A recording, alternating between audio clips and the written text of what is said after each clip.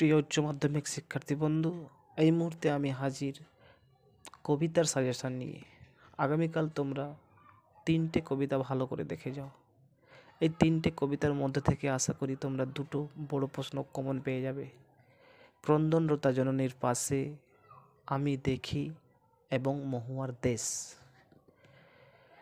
আমি তার মধ্যে তোমাদের 2টো কবিতা সাজেস্ট করব, আমি দেখি এবং মহুয়ার দেশ। যদি তোমাদের ক্রন্দনরতা জননীর পাশে কবিতাটির কিছু ভালো কোশ্চান, বড় কোশ্চান তোমাদের রেডি হয়ে আছে, তো সেগুলো অবশ্যই একটাবার দেখে নেবে।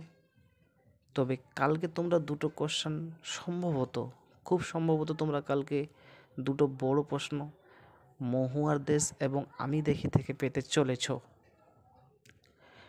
তার জন্য তোমাদের আমি দেখি এবং মহুয়ার দেশ এই 2টি কবিতার নামকরণ, এই 2টি কবিতার বিষয় সংক্ষেপ, এই 2টি কবিতার প্রত্যেকটি লাইন খুঁটিয়ে খুঁটিয়ে ভালো করে মানে করে জেনে যাও। অর্থাৎ পুরো কবিতাটির সম্পর্কে পুঙ্খানুপুঙ্খ ডিটেলস আইডিয়া নিয়ে যাও।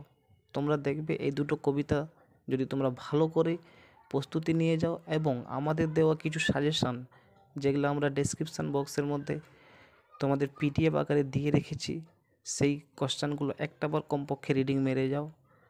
রিডিং পড়ে গেলে তাহলে কি হবে, তোমরা ওখান থেকে অবশ্যই কমন পেয়ে যাবে।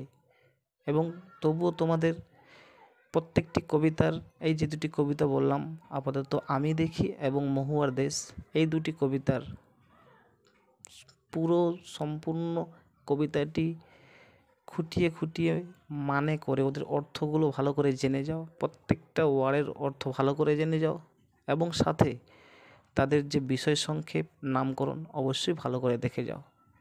তো বন্ধু, এইটুকু, পরে দেখা হচ্ছে অন্য একটি ভিডিও নিয়ে।